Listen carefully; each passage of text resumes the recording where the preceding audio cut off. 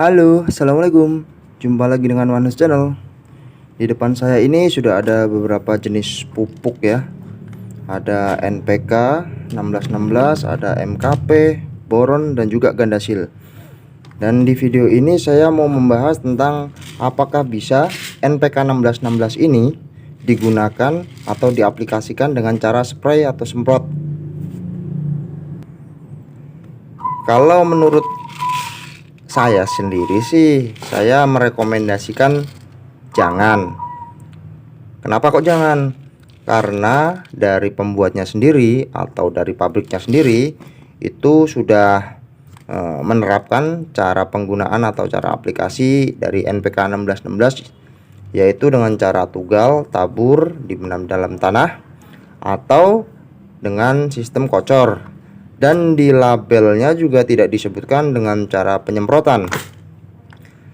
Tapi jika ada beberapa orang yang mengatakan bisa kok menggunakan sistem spray atau semprot, kalau bisa tidaknya jelas bisa. Karena namanya pupuk NPK 1616 ini juga mudah larut ya dengan air. Jika kita larutkan, hanya saja tidak direkomendasikan. Kalau memang bisa ya pasti bisanya. Sedangkan di produk-produk pupuk yang lain, contohnya yang dikhususkan sebagai pupuk daun atau dikhususkan sebagai cara spray aplikasinya, itu memang sudah ada. Di sini juga dijelaskan untuk memperoleh hasil memuaskan gandasil D pada tingkat permulaan pertumbuhan tanaman dengan melarutkan 10-30 gram gandasil D dalam 10 liter air dan disemprotkan. Nah, ini kan sudah ada tertera ya kata disemprotkan, berarti memang dianjurkan dari si pembuatnya atau dari pabriknya untuk dilakukan aplikasi secara spray atau penyemprotan. Bahkan di produk lain juga seperti ini ada dosis anjurannya, ini 1,21 hingga 2 gram per liter air disiramkan atau disemprotkan pada permukaan daun. Hanya ada kata disiramkan atau disemprotkan ya, tidak ada kata ditugal. Jadi setidaknya kita mengikuti instruksi atau petunjuk dari si pembuatnya, SOP-nya dari sana seperti itu ya, kita aplikasikan sesuai dengan standar. Namun jika memang seperti tadi ada yang ngeyel maaf bukan ngeyel ya, saya juga menghormati orang yang mau apa namanya istilahnya ya, berkreasi dalam cara aplikasi pupuk. Dia mau cara spray juga bisa, hanya saja kita perlu tahu takarannya tuh bagaimana. Saya ambil contoh, oh ya ini MKP tadi juga sama, ini ada cara di semprotkan, disemprot dan juga dikocorkan ya. Tidak ada kata ditugal, karena kalau ada kata istilah ditugal pasti akan pemborosan, sangat-sangat boros ini. Makanya sesuai petunjuk kita kembali.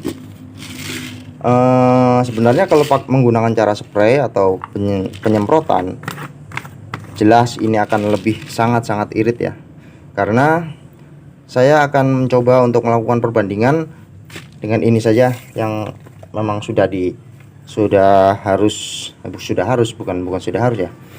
Ini memang sudah ditujukan untuk aplikasi penyemprotan. Jadi saya akan melakukan perbandingan antara gandasil D dengan NPK 1616 ini. Kalau gandasil D saya sudah menggunakan sejak lama ini gandasil D. Dengan takaran saya akan menyiapkan terlebih dahulu ini 1 liter air ya, 1 liter air dengan takaran berdasarkan ini ya, dengan melarutkan 10 hingga 30 gram gandasil D ke dalam 10 liter air. Berarti bisa kita dapat kita ambil tengah-tengahnya ya, 15 gram per 10 liter air. Kalau 15 gram per 10 liter air berarti 1,5 gram per 1 liter air ya. Saya akan coba menggunakan 1 sendok teh ini. Ini 1 sendok teh ya, bukan 1 sendok makan ya. 1 sendok teh ini pernah saya menimbang menggunakan timbangan digital itu nilainya sekitar 2 gram, tapi kondisi peres. Peres tuh maksudnya 1 sendok teh tidak penuh. 1 sendok teh, maaf ini saya ambil contoh seperti ini. Nah, 1 sendok teh kemudian dipereskan seperti ini menggunakan penggaris atau menggunakan apa, intinya 1 sendok teh rata. 1 sendok teh rata ini jika ditimbang menggunakan timbangan digital itu sekitar 2 gram. Jadi perbandingannya 2 gram dari Gandasil D dicampurkan dengan 1 liter air. Ke dalam 1 liter air. Nah, perbandingannya nanti seperti ini.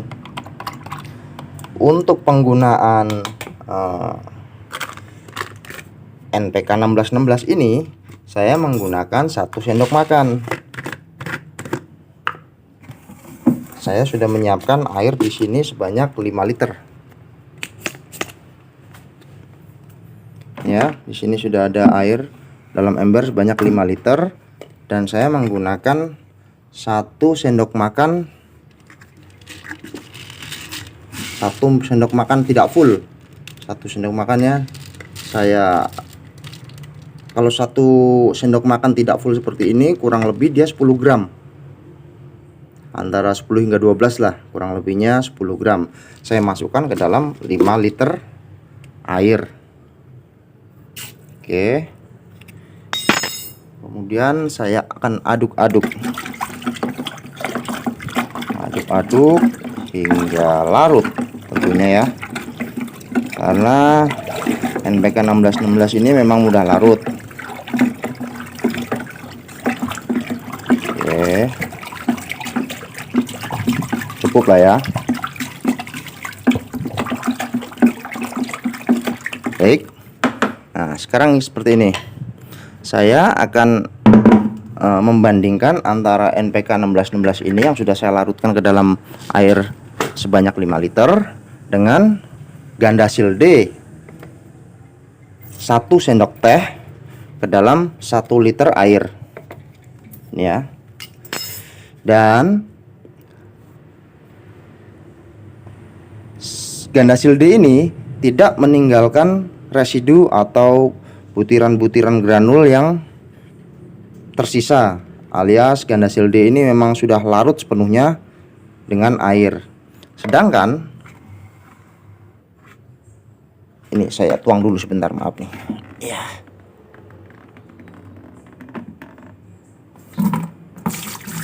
Sedangkan NPK 1616 yang sudah saya aduk, dia masih meninggalkan sisa-sisa butiran seperti ini. Tuh, ya.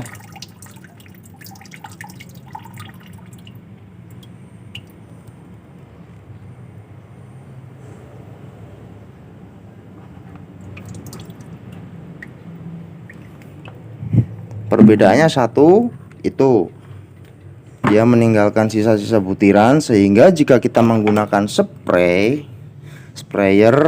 itu bisa merusak nozzle dari sprayer itu. Bukan merusak sih sebenarnya, dia menyumbat, tersumbat di sini, atau juga terkadang dia malah bisa merusak, bukan merusak, menyumbat juga ya, menyumbat bagian selang yang ada di dalam nozzle karena penggunaan dari NPK 1616 yang kita larutkan dengan cara di spray. Sedangkan ya sebenarnya bisa sih kita bersihkan ini, cuman kadang kalau kita bersihkan dia malah jadi rusak ya. Nah, alih-alih kita mau cari hemat, malah kita cari perkara dengan merusakkan alat sprayer kita.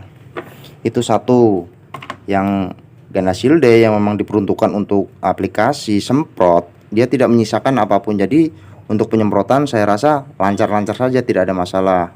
Kemudian lagi, jika kita bandingkan nilai ppm-nya untuk Gandasil D sendiri, saya menggunakan TDS meter ini. Saya 0 ya.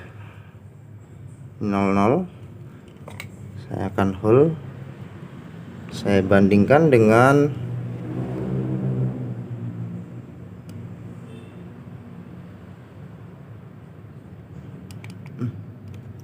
Ini sudah saya hold. Di sini terdapat angka berapa nih? 1340. Di belakang 134 itu ada X101 ya, ppm.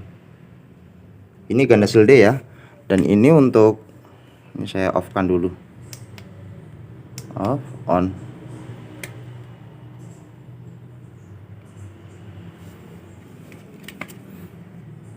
Ya, 0. Saya akan tes lagi menggunakan TDS meter. Berapa nilai ppm nya, saya akan hold.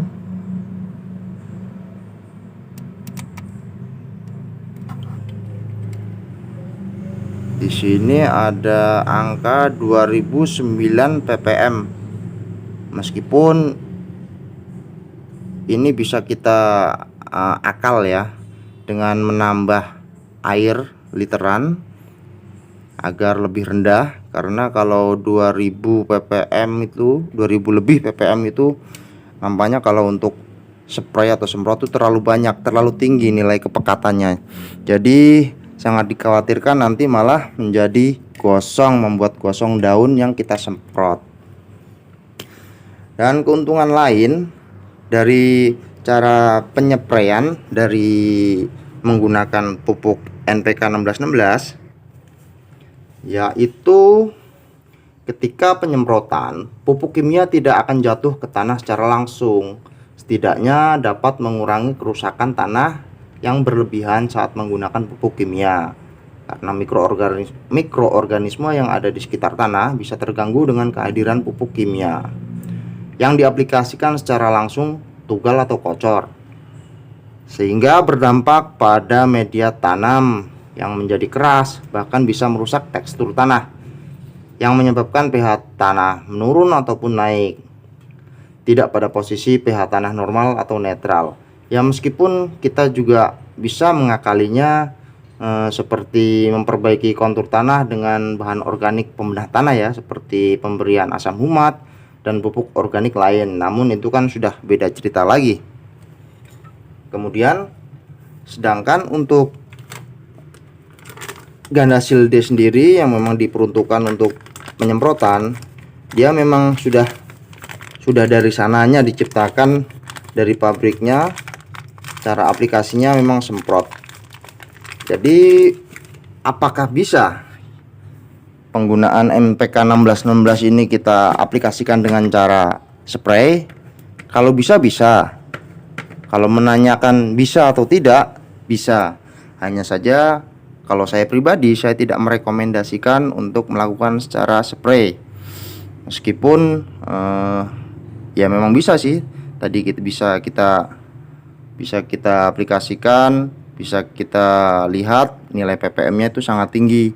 Takutnya nanti malah membuat daun menjadi gosong atau ya fatalnya itu tanaman bisa mati. Baik, saya langsung aplikasikan saja ya. Ini saya ambil contoh saya akan melakukan proses spray, bukan ganda shield D-nya, tapi saya akan melakukan uji coba spray NPK 1616 yang akan saya aplikasikan ke tanaman saya.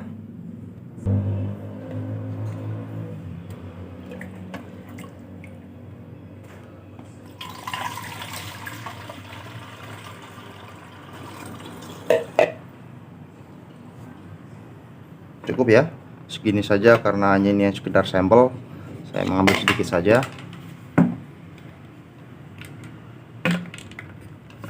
Ini dengan nilai ppm tadi ya 2009. Akibatnya bagaimana nanti terhadap tanaman, langsung saja kita aplikasikan.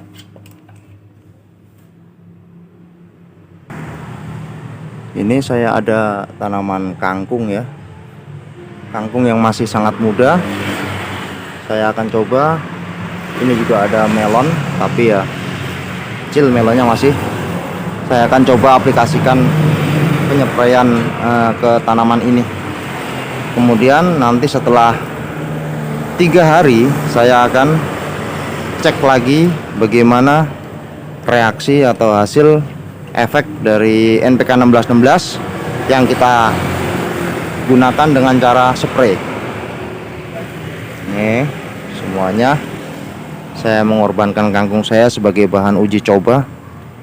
Semoga saja tidak berdampak buruk ya. Oke, saya rasa cukup, sudah basah.